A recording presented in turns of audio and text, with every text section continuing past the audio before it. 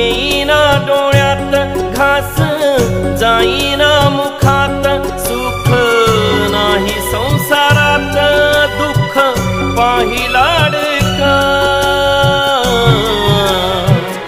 लाडका लाडका दुःख पाही हा लाडका लाडका लाडका लाडका।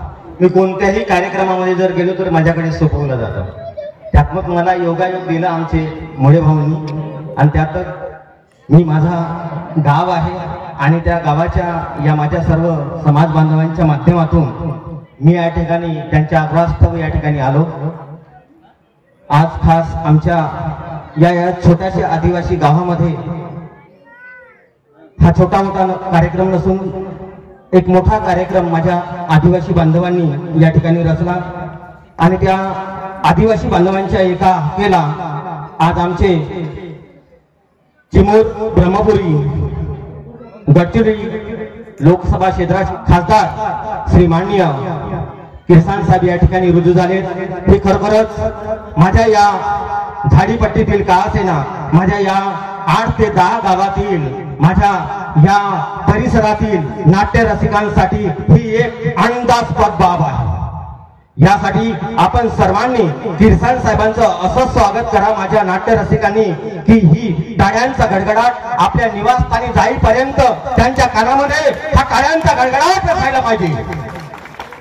हा टाळ्यांचा गडगडाट यासाठी असायला पाहिजे की माझ्या या गाव परिसरातील ज्या काही समस्या आहेत त्या समस्येचे निराकरण किरसान साहेबांनी करावं ह्यात्मक मला या ठिकाणी बोलवलं आणि या ठिकाणी आमचे किरसान साहेब या ठिकाणी आले असताना मी छोटासा प्रश्न मांडतो की आज किरसान साहेबांनी आपल्या गडचिरोली क्षेत्राअंतर्गत छोट्या छोट्या गावामध्ये त्यांनी भेट दिली जी की 25, 30, 40 घरांचे जरी वस्ती असेल तरी त्या ठिकाणी आपली रजा दाखवली आणि त्यात मग त्यांनी कार्य केलं।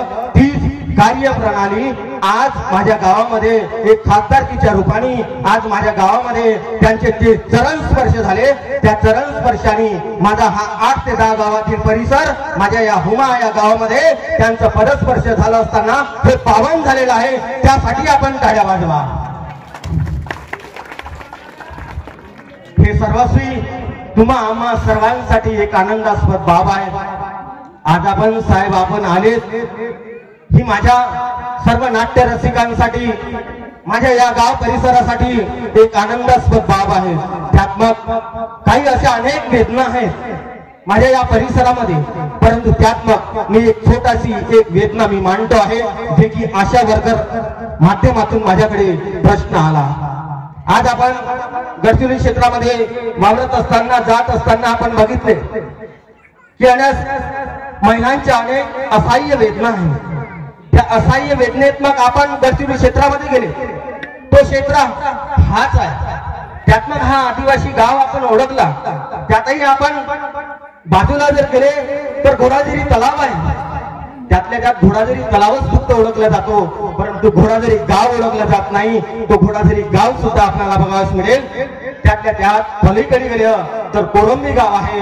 अशा दुर्गम भागामध्ये आपण आले आणि त्यात मग अशा अनेक महिलांच्या वेदना आहेत ज्या की प्रेग्नन्सीप मध्ये मी लहानाचा मोठा झालो असताना त्याच वेदना मी बघतो आहे।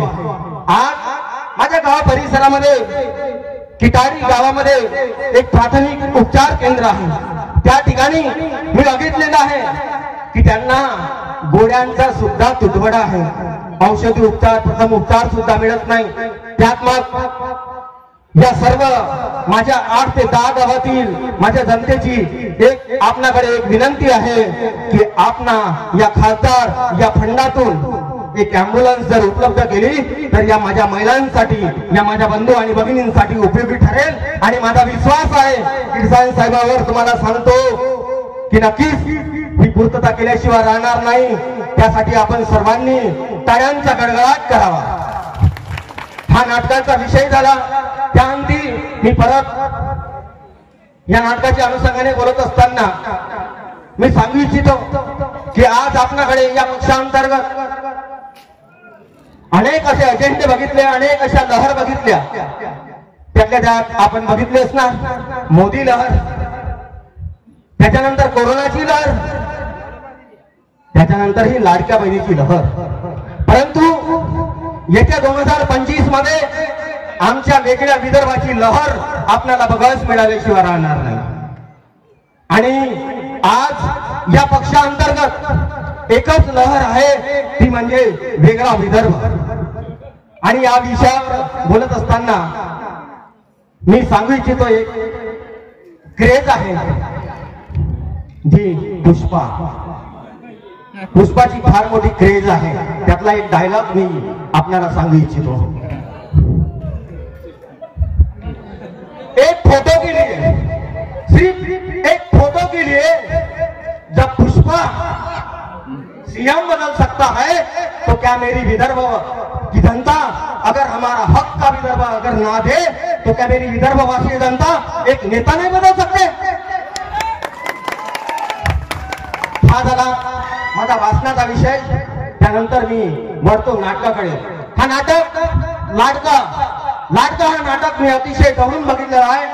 या नाटकातील सुप्त गुण, सुप्त विचार तुम्ही आत्मसात करा. वाईट असेल ते सोडून द्या. चांगले गुण, चांगले विचार तुम्ही आत्मसात करा. वाईट असेल तर सोडून द्या, चांगले गुण आत्मसात करा. आणि ह्या नवीन वर्षामध्ये तुम्ही वाटचाल करा. जे कलाकारांच्या जीवनामध्ये जो बदल झालेला आहे, तो बदल तुमच्याही जीवनात झालेला दिसेल. एवढ्याच मी या नवीन वर्षाच्या तुम्हा सर्व नाट्य रसिकांना शुभेच्छा देतो. त्यानंतर पुन्हा एक विनंती करतो, कारण भाऊंकडे टाइम नाही, त्यात मग मी बोलतो आहे आणि माझ्या शब्दाला इथेच विराम देतो. तत्पूर्वी एक विनंती करतो की माझ्या या गाव परिसरामध्ये अनेक समस्या आहेत, परंतु शॉर्टकट मध्ये घेतलो. अनेक अशा समस्या आहेत, त्या समस्येची पूर्तता, त्या समस्येचे निराकरण करण्यासाठी मी पुन्हा येईन. जय हिंद, जय विदर्भ.